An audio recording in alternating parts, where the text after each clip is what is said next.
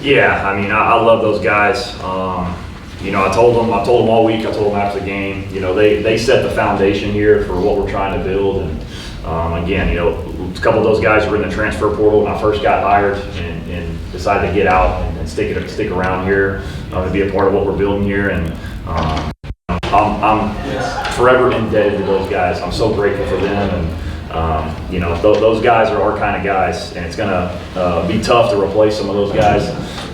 But I love them. Those two offensive linemen that I get to spend a ton of time with over there on the right side, I'm gonna really miss those two guys. And unfortunately, Wendell got banged up early in this game, so he didn't get to finish. Bryce Langston, and I can keep going on and on and on, about these guys. But really love those guys. Again, super disappointed that we didn't go out the right way for them. But love those guys, and again, can't thank them enough for helping set the foundation here. Questions? What do you think kind of led to that sluggish start and kind of inability to overcome that? Yeah, man, some self-inflicted wounds. I mean, we knew this was the best defense we played all year. Again, you come into it, they were only giving up 21 points per game. We knew that. Their nose guard, number 54, I knew he was going to cause some issues here and there for us.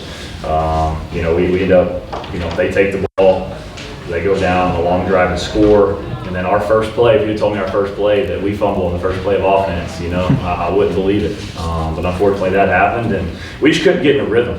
Offensively for us, we would get some explosive plays, we'd get a holding call, or we would have an explosive play, we're trying to go fast, get in a tempo, we drop a ball.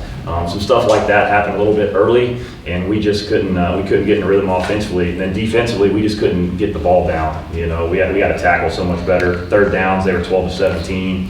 I thought we played pretty good first and second down defense all day. I thought third downs, we gave up some 3rd and 8 pluses, early on, and we got to get that cleaned up. What kind of went into the decision to bench Cade in there?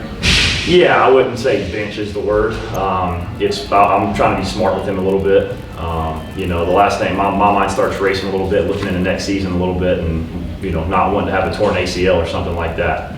Again, that kid has been incredible. I mean, if there's a great chance here this next week he's going to probably have shoulder surgery on his throwing shoulder. And for that kid to look up and have over 3,500 passing yards this year and to lead this team the way he led this team, I think speaks volumes of him, who he is as a person, who he is as a leader, his toughness, his competitiveness. And I just made that decision. I pulled him over, told him I loved him. He knew that. He totally understood the situation. But man, we got a heck of a quarterback coming back to play for us next year. And the last thing I need is, possibly some other kind of surgery on top of that one. It was more of just to keep him healthy more than anything. I felt like the quarterback run game was maybe not as effective for them as in previous weeks, but still, Caden Hauser had some yards and also had those 2 touchdowns. Mm-hmm. What kind of went into some of the early struggles in terms of guarding him? Because as you spoke to, some of those early downs, guys were stopping the run, and then Hauser would break one off and would keep the chains moving. Yeah, just some of that stuff on third down, some of the scrambles, some of the quarterback runs that he had. The scrambles are tough, because you're playing match coverage and some stuff like that, man coverage. That's where you can get in trouble with those. But we're also trying to get pressure. We felt like with our 3 to 4 man pressures, we weren't going to be able to get after him. He'd be patting the ball back there a little bit, and so we started trying to bring a little bit more pressure, bring 5 and some stuff like that. And I mean, man, there's one where Josh Roberts comes around the edge, and I mean he's 2 inches away from a second strip sack earlier in the game, and they end up completing the sell route down their sideline on 3rd and 11 for a first down. So we were right there. But yeah, Howler's a hell of a football player. He can beat you with his arm and his legs, and yeah, we gotta try to stay out of those situations where we're playing more man coverage. We gotta try to play a little more zone at times. But again, we're trying to mix it up, so we're not going to be sit back there and be one-dimensional. And from a passing perspective, 3 interceptions like that, was that more of some coverages that East Carolina was throwing that was confusing the offense? Was it kind of just good coverage, or was it kind of just, get to a point in the game where trying to make a play happen and just force a few things? Yeah, probably. It definitely wasn't schematically what they were doing. The first one that we had down there going into the red zone, we got to trust the progression right there. We got Easton open, and I felt like Caden just kind of went too fast in the read there a little bit. So again, that comes back to me and him making sure we feel good about the timing of the progression and some of those things. The second one, man, he threw all arm, and he did not use his lower half at all, and the Mike linebacker made a good play. He's got to see him sink in coverage a little bit, but again, that comes back to technique and fundamentals. You're playing with a not 100% right shoulder right now as it is. Man, you got to use your lower half and technique and fundamentals. You got to pull that back hip through. And then, I think Zach, I'll hit that one with Zach. I think Zach's trying to make a play late, and try to get the ball in the end zone a little bit there. Just trying to do something there. Coach, you mentioned looking forward ahead to next season, obviously, when it comes to Caden. There's been a couple other things that maybe you're eyeing in on as we prepare for the offseason. Yeah, everything starts with self-scout with me first and foremost, me doing a deep dive into myself, seeing what I'm doing right, what I'm doing wrong. Because at the end of the day, it starts and ends with me. So I've got to make sure I'm on my game. I got to be a lot better for sure. And then just trying to figure out this roster. I feel really, really good with where we're at roster-wise. We got a lot of guys signed up to come back, which is huge. I believe, at this level, retention is one of the biggest things you can have here. And we've got a lot of starters or key contributors plan on coming back, and we feel great about getting those guys back. And then we do know some areas that we've got to go attacking, and looking forward to seeing, how that plays out here over this next month, getting guys ready for January for that portal window, and also having a big signing day here next Wednesday. You mentioned about playing good defense first and second down, then getting hurt on third down. You have a couple of big returns in the kicking game, and you only get 3 points out of it. Does that kind of sum up the frustration of the day when you have great field position and can't cash in? 100%, absolutely. We get down there on the 10-yard line, I believe it was, and first play, thought we threw a great ball, low and away where it's us or nobody. We got to have that ball. We just don't come down with it. And then next play, you get a yard or two. Next play, we're not there. Got to kick a field goal. And then we got down there. We were only 1 of 4 down here in the red zone. It's not acceptable. I've been talking about touchdowns in the red zone all year long. I love Garrison. Garrison's my guy, always will be. But we got to score 6. We can't score 3. And the red zone offense is frustrating. But it just comes back down to, again, just trusting the small things and executing that at a little bit of a higher level. But again, that comes back to me. I got to get these guys to trust what we're doing a little bit more and just focus on that, and we'll be better. Looking at the offense again, total in the rush game, 22 attempts, 39 yards, 1.8 average. As you guys head into the offseason, what's the biggest thing, or maybe a few big things that you're looking to do to really make sure that when you guys get to the spring and get to next season, that run game is much more effective? Yeah, I'm going to look at everything. We have a pretty extensive run game package, that we install. I have really cut it back these last few weeks just because I felt like we had been running the ball better, simplifying the run game a little bit.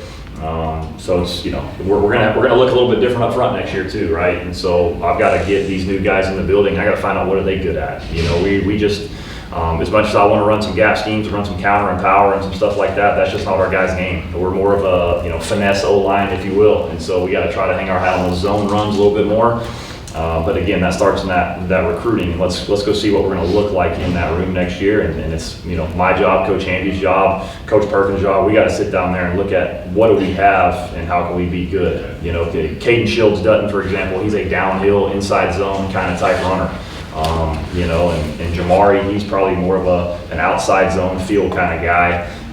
But again, we've got to adapt to our personnel first and foremost. And I got to do a good job evaluating all the runs that we have in, because we're pretty multiple in the run game. We run pretty much everything you can think of, and we got to try to get back to it. Again, we got to stay healthy at the tight end position. When you're in 10 personnel open sets all day, man, that really simplifies your run game. There's not a whole lot you can do there, and so we got to get healthy at the tight end position and be able to play a little bit more 11. That'll help this run game a ton as well. Coach, obviously this transfer portal for the winter period will be absolutely crucial in retaining guys and adding guys to the roster.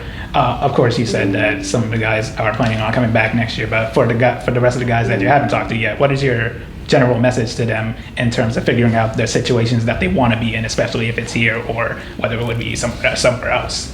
Yeah, first off, I've told everybody this, and everybody that I've met with that I know is telling me they're coming back. I want guys that want to be here. Mm-hmm. You know what I mean? If you're teeter-totting on, what you want to do, or maybe this school because of X amount of money or whatever the case may be, that may be where you need to go. I want guys that love everything about this place, the school, the university, the community, everything here is what we're looking for. And so they know exactly where I stand. Again, I'm black and white with these guys. I don't beat around the bush. And I think that's one of the beautiful things we have here is honesty coming from all parties.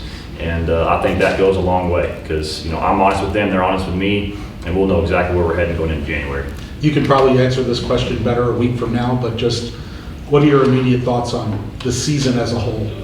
Yeah, I mean, turnovers, self-inflicted wounds, penalties, drop balls, tackling, lack of tackling. That's where my mind goes right now, Frank. And again, I got a whole list of stuff that I've been keeping all year long that I know I want to focus on. And when you asked me that question, it was about the 4 things right off the top of my head that come to mind. Last one, Robbie. After going through an entire slate here, season and conference play, maybe tough to answer right after a game, but do you feel like there's enough investment NIL-wise for your roster to compete in this conference? Yeah, I do. It's going to be, I'll tell you this, it's going to be different next year for sure. And I feel really, really good with where we're at. I feel great about the guys that we already have signed to come back next year. And I think that's the biggest piece of the puzzle here that's awesome. We've got a couple guys too that we all would love to have back here. And I'm going to do everything in my power to make sure these guys stick around. But I can tell you right now the number one piece is that quarterback, and he's already coming back. There's nothing else to it. We'll be here. And so I think that's huge. We got a lot of other guys signed up too, like I mentioned. But no, we're in a really good spot. I'm excited about where we're at. We're going to be able to go attack this year, and it's going to be a lot of fun. Thank you.